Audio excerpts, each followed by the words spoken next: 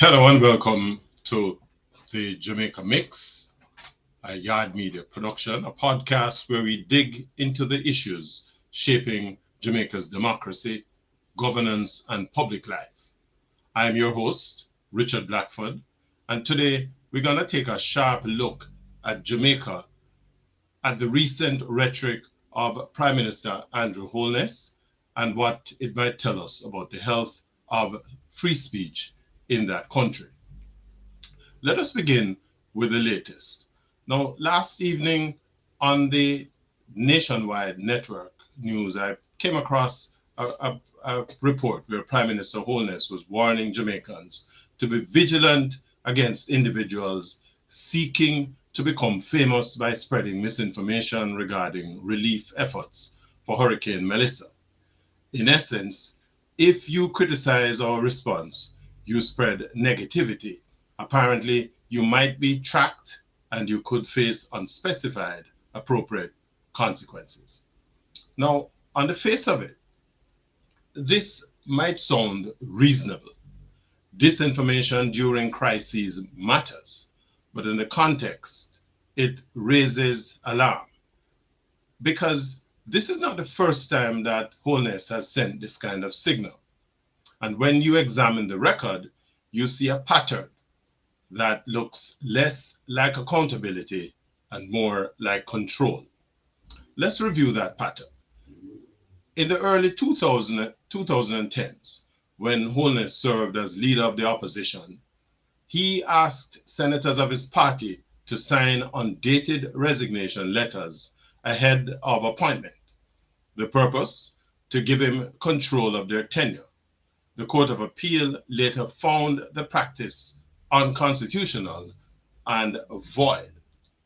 Now, keep in mind, this was extensively covered by media houses in Jamaica, in particular the Jamaica Observer, who published a story on this in its March 24, 2015 edition.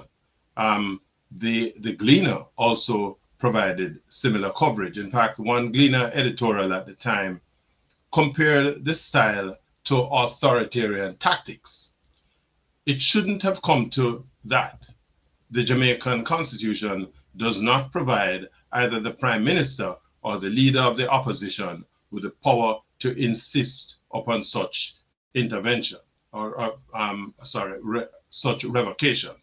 Fast forward to June 2024, where Holness announced his government would crack down on fake news online, warning that social media users could be traced and face legal consequences. Again, a story covered by the Jamaica Gleaner. Now, in the United States State Department Human Rights Report of 2022, Jamaican officials were criticized for publicly denigrating human rights groups and failing to safeguard freedom of expression. All of these raises a question. When does a government's effort to protect truth and stability becomes an effort to suppress dissent? Now add the crisis dimension. Hurricane Melissa has exposed holes in Jamaica's infrastructure, emergency preparedness, and coordination. In such a scenario, public criticism isn't frivolous, it is vital. When people raise concerns about supply chain failures, lack of shelter capacity, or communication breakdowns, they are doing the heavy lifting of democracy. When the Prime Minister frames those critics as negative fame seekers or potential misinformation spreaders, the posture shifts. Suddenly, dissent is cast as a problem rather than an opportunity to correct errors. Combine that with a record of intolerance for internal opposition, and the pattern becomes unmistakable.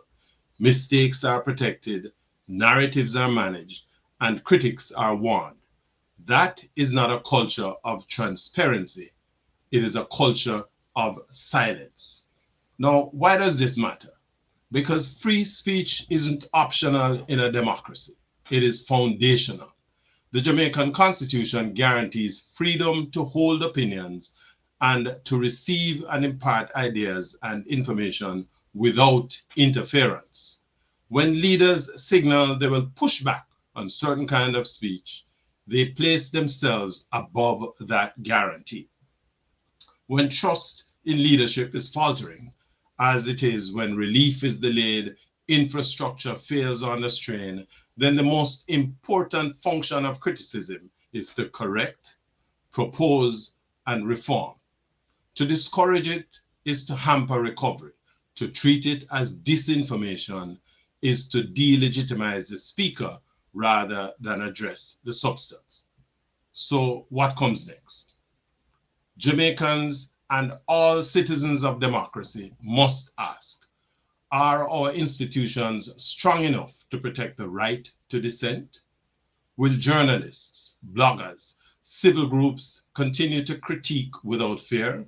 Will the police and the state not be used to silence unpopular views?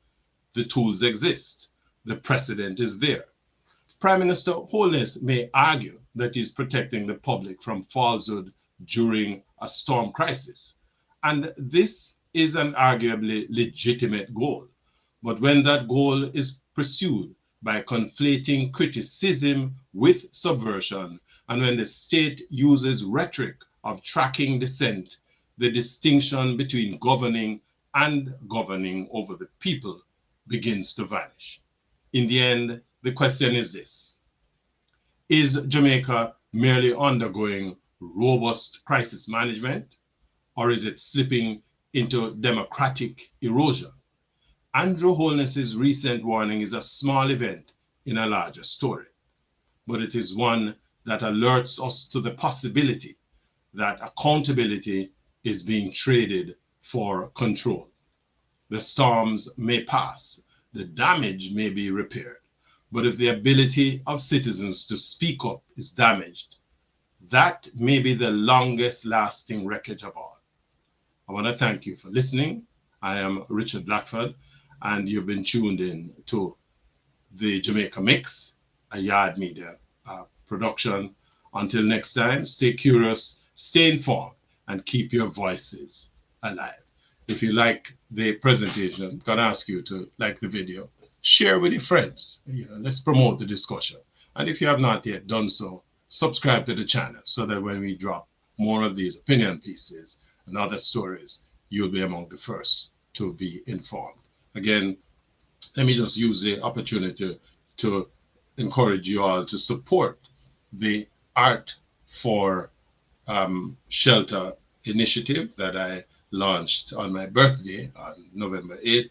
And of course, this initiative, what I'm doing is disposing of my art collection, from which I'm guaranteeing 30% of the whatever proceeds are raised, so we can use that to help rebuild the lives of some of those people disrupted by the ravages of Hurricane Melissa. Again, thank you for your time. Thank you for your support.